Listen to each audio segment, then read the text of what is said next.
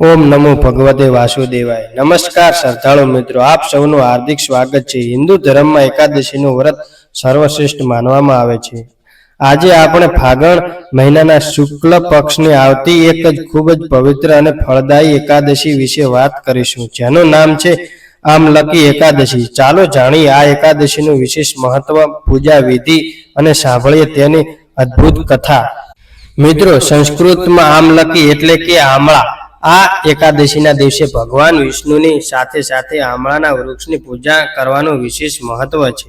પૌરાણિક માન્યતા પદ્મ પુરાણ અનુસાર જ્યારે બ્રહ્માજીની ઉત્પત્તિ થઈ ત્યારે તેમના મનમાં પરમાત્માના દર્શન કરવાની ઈચ્છા જાગી। તેમણે કઠોર તપસ્યા કરી, જેથી ભગવાન વિષ્ણુ પ્રસન્ન થયા। વિષ્ણુજીએ જોઈને બ્રહ્માજીની આંખોમાંથી હર્ષના આંસુ પડ્યા અને આ આંસુ જમીન પર પડતા તેમાંથી આમળાના વૃક્ષની ઉત્પત્તિ થઈ।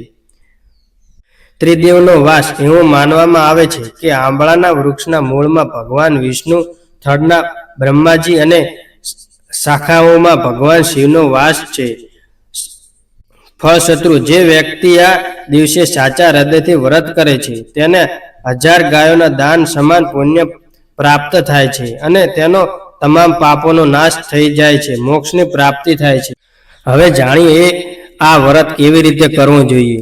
સ્નાન અને સંકલ્પ। એકાદશીના દિવસે જ્યારે વહેલા ઉઠી સ્નાન કરી સ્વચ્છ વસ્ત્રો ધારણ કરવા અને ભગવાન વિષ્ણુનું ધ્યાન ધરી વ્રતનો સંકલ્પ લેવો।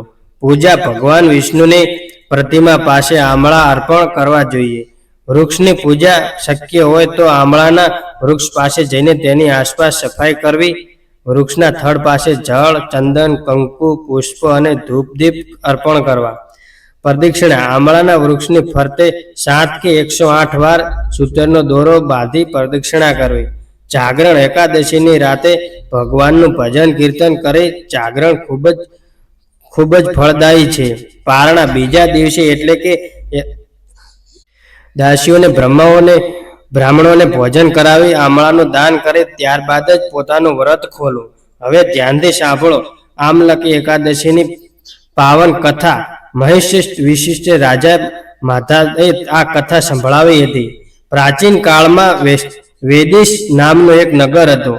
આ નગરમાં બ્રાહ્મણો, ક્ષત્રિયો, વૈશ્યો અને શત્રુઓ બધા જ ધર્મનું પાલન કરતા હતા। ત્યાંના રાજા ચૈત્રરથ મહાન વિષ્ણુ ભક્ત હતા। તેમના રાજ્યમાં પ્રજા ખૂબ જ સુખી હતી અને નાના બાળકથી લઈને વૃદ્ધો સુધી સૌ કોઈ એકાદશીનું વ્રત પાળતા।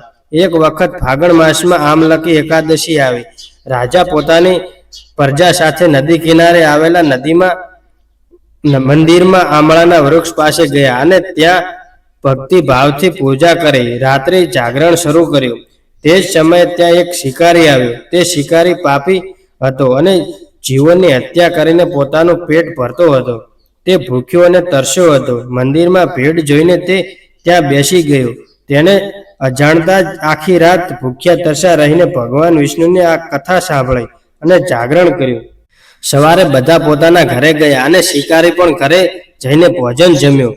થોડા સમય પછી તે શિકારીનું મૃત્યુ થયું, પરંતુ આમલકી એકાદશીના દિવસે અજાણતા થયેલા વ્રત અને જાગરણના પ્રભાવથી તેનો બીજો જન્મ એક મહાન રાજા વસુરથ તરીકે થયો। એકવાર રાજા વસુરથ જંગલમાં શિકાર કરવા ગયા અને રસ્તો ભૂલી ગયા। થાકીને તેઓ એક ઝાડ નીચે સૂઈ ગયા। ત્યારે જંગલી ડાકુઓએ રાજાને એકલો જોઈને તેમના પર હુમલો કર્યો અને તેમના પર શસ્ત્રો ચલાવવા લાગ્યા। પરંતુ આશ્ચર્યની વાત, ડાકુઓના શસ્ત્રો રાજાને અડતા જ ફૂલ બની જતા।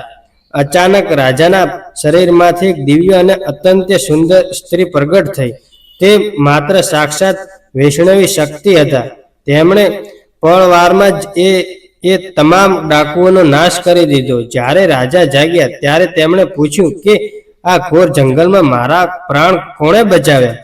ત્યારે આકાશવાણી થઈ, હે રાજન, તારા પ્રાણ ભગવાન વિષ્ણુએ બચાવ્યા છે। તારા પાછળના જન્મમાં કરેલી એકાદશી આમલકી એકાદશીના વ્રતના પુણ્ય પ્રભાવે ભગવાન સ્વયં તારી રક્ષા કરી રહ્યા છે। આ સાંભળીને રાજા વસુરથ અત્યંત ભાવુક થઈ ગયા અને આખી જિંદગી ભગવાન વિષ્ણુની ભક્તિ કરી અંતમાં મોક્ષ પામ્યા। તો મિત્રો, આ હતી આમલકી એકાદશીની પાવન કથા। જો એક પાપી શિકારીને અજાણતા વ્રત કરવાથી આટલું મોટું ફળ મળતું હોય તો જે શ્રદ્ધાળુ સાચા મનથી આ વ્રત કરે તેને પણ તેના પર પ્રભુ કેટલી કૃપા વરસાવે. ભગવાન નારાયણ આપ સૌની મનોકામના પૂર્ણ કરે. બોલો શ્રી લક્ષ્મી નારાયણ ભગવાનની જય.